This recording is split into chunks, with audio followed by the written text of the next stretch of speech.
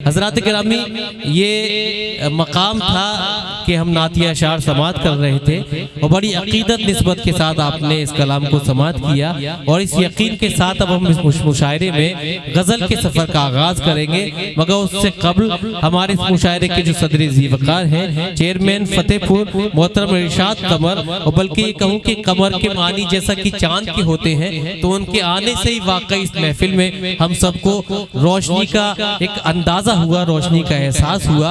जब भी मिलता है एक शेर में चांद के हवाले से पढ़ना चाहता हूं कि करीब आने से चलता है शख्सियत का पता, करीब आने से चलता है शख्सियत का पता, ज़मीं से चांद जरा सा दिखाई देता है, ज़मीं से चांद जरा सा दिखाई देता है। वो आज आपकी मोहब्बतों में, आपकी इस महफिल में, आपकी खुशी में शरीक हुए और इस मुशायरे की सदारत को कबूल फरमाया। इसके लिए मैं पूरी कमेटी की जानिब से उनका शुक्रिया अदा करता हूँ। और मुशायरे के आगाज़ के हिस्से में चाहता ये हूँ कि उनके सदारती खिताब से हम सब की हौसला अफजाई हो सके, उनके अल्फाज हमारे लिए मशाले राह नसीहत साबित हो सके। इसके लिए मैं दरख्वास्त करता हूं और आप सबसे गुजारिश करता हूं कि जोरदार तालियों से इस मुशायरे के सदर ज़ीवकार आली जनाब मोहतरम इरशाद कमर साहब का इस्तकबाल फरमाएं कि तशरीफ लाएं, अपने खुसूसी खिताब से हम सभी को महसूस फरमाएं। आज के इस फूलपुर के मुशायरे के मेहमान खुसूसी हमारे बड़े भाई और बहुत ही नेक दिल इंसान साबिक ब्लाक प्रमुख जनाब ब्रजपाल सिंह उर्फ ज्ञानू सिंह जी, सुंढिया मऊ के प्रधान मोहम्मद इमरान साहब और इस फूलपुर के प्रधान मोहम्मद असलम साहब, जिनकी सरपरस्ती में कमेटी के लोगों ने इतना शानदार मुशायरा सजाया, और ख़ास तौर से इस मुशायरे की निजामत कर रहे आलमी शोहरत याफ्ता शायर हिलाल बदायूं साहब और तमाम शोरा कराम और बुजुर्गों और दोस्तों और मेरी माँ और बहनों,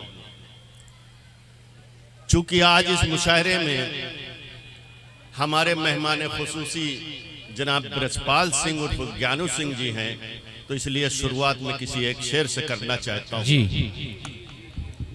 कि बिछड़ जाएं तो हम हिंदू मुसलमान हैं, बिछड़ जाएं तो हम हिंदू मुसलमान हैं, और जो मिल जाएं तो फिर हिंदुस्तान है। बेशक, जिंदाबाद जिंदाबाद।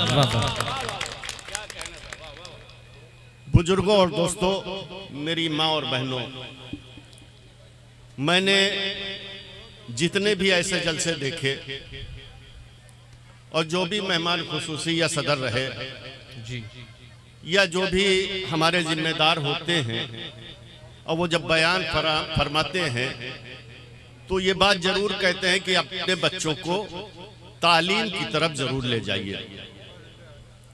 लेकिन मेरा हिलाल भाई जी, मेरा इत्तेफाक इस बात से नहीं कि सिर्फ तालीम के लिए हम अपनी कौम को, अपने लोगों को मुतवज्जे करें कि तालीम की तरफ ले जाइए। हमारा कहना यह है कि तालीम नंबर 1 पे अगर जरूरी है तो मेरी माँ और बहनें बैठी हैं, आपकी जिम्मेदारी ज्यादा बनती है कि पहले बच्चे की तरबियत अच्छी होनी चाहिए। जब आप अच्छी तरबियत देंगी, वालिदैन अच्छी तरबियत बच्चे की देंगे, और उसके बाद जब वो तालीम में जाएंगे और तालीम हासिल करेंगे, तो ये आप समझ लीजिए कि वो अपने ख़ानदान का, अपने गांव का, अपने महल्ले का, अपने बस्ती का नाम रोशन करें। बेशक बेशक। लेकिन उसके लिए तरबियत जरूरी है। हम लोग छोटे थे, अपने बचपने का दौर याद है कि गलियों में अगर खेल रहे होते थे जी, और कोई बुजुर्ग आ जाता था तो डर के मारे हम लोग भाग जाया करते थे। बेशक। लेकिन आज वक्त में ऐसा बदलाव आया है, महसूस कीजिएगा, खासतौर से मेरे नौजवान साथियों, मेरे भाइयों, कि आज वो वक्त आया है कि छोटे छोटे बच्चे, हम लोग निकलते हैं बीड़ी और सिगरेट पिया करते हैं, कोई एहतराम बुजुर्ग का नहीं करते। बेशक। ये तरबियत की कमी है घर से। इसको महसूस करिए, अपने बच्चों की तरबियत पे ज्यादा जोर दीजिए। इंशाअल्लाह आपके बच्चे तरक्की करेंगे, आपका नाम रोशन करेंगे। आपके बेशक बेशक, जिंदाबाद। और दूसरी बात, चूंकि इलेक्शन हमारे यहाँ 20 तारीख को हो गया, अभी और एक दौर का इलेक्शन बाकी है। ब्रजपाल सिंह जी हमारे बड़े भाई मौजूद हैं। मैं बाहैसियत मुसलमान जरूरी समझता हूं 2 बातें कहने के लिए, चूंकि ये गंगा जमनी तहजीब का जलसा है, मुशायरा है, और यहाँ मेहमान खुसूसी हमारे ज्ञानू सिंह भाई हैं, तो मैं 2 वाक़िया बताना चाहता हूँ।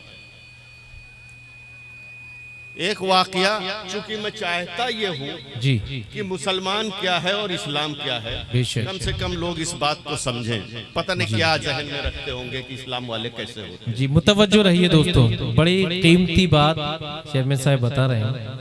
एक वाक़या ये है कि हुजूर पाक आकाए नामदार ताजदार मदीना जनाब मोहम्मद रसूलुल्लाह सल्लल्लाहु ताला अलैहि वसल्लम नमाज की हालत में थे, नमाज पढ़ रहे थे, नियत बांधे हुए थे।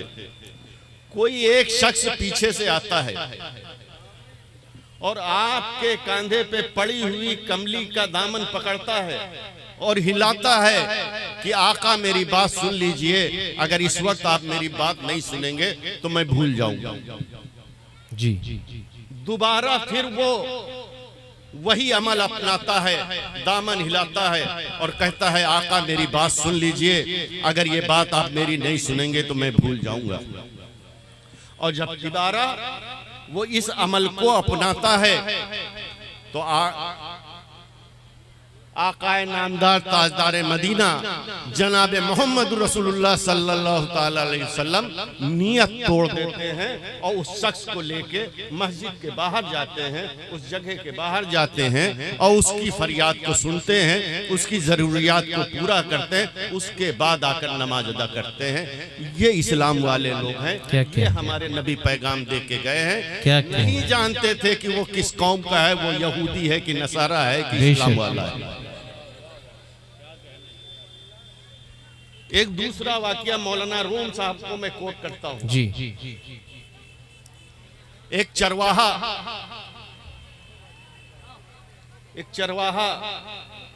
भेड़ के बच्चे को गोद में लिए बैठा था और उसको सहला रहा था और कह रहा था कि काश उस बच्चे को, भेड़ के बच्चे को कह रहा था कि काश तुम अल्लाह मियां होते तो मैं तुम्हारी मालिश करता, तुमको चूमता, तुमको चाटता। वो बार बार इस अल्फाज को दोहरा रहा था और वो दौर हजरत मूसा अलैहिस्सलाम का था। जी, हजरत मूसा अलैहिस्सलाम ने उसको बहुत तेज आवाज में डांट दिया। वो सहम गया, डर गया। गैब से आवाज आई कि ऐ मूसा, तुमको नबी बनाकर दुनिया में इसलिए भेजा गया है कि तुम लोगों को जोड़ने के लिए गए हो, लोगों को दिलों को तोड़ने के लिए नहीं भेजा गया। क्या कहेंगे? ये इस्लाम है। तो इसलिए मायूस होने की जरूरत नहीं है कि हम टोपी वाले हैं, हम दाढ़ी वाले हैं, हम पे तंज होगा। किसी शायर ने कहा है कि अंजाम उसके हाथ है, आगाज करके देख। क्या कहेंगे? अंजाम उसके हाथ है, आगाज करके देख।